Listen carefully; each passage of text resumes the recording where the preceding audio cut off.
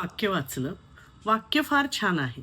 बायकोच्या कष्टाची दखल घेणारा नवरा आणि नवऱ्याच्या कर्तृत्वाचा अभिमान बाळगणारी बायको असेल, तर संसार सुखाचा होतो.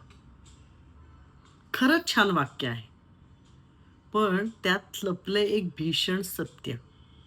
म्हणजे बायकांनी फक्त कष्टच करायचे आणि पुरुष कर्तृत्व गाजवणार. ही आजच्या काळातली स्त्री-पुरुष समानता.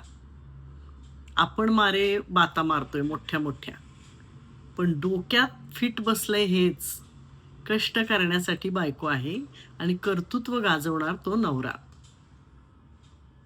इतक्या वेळा, इतक्या ठिकाणी, प्रत्येक क्षेत्रात बायकांनी आपलं कर्तृत्व सिद्ध करून सुद्धा अजूनही अशीच वाक्य येतायत कानावर आणि वाचनात. यापुढे काही बोलण्यासारखंच नाही.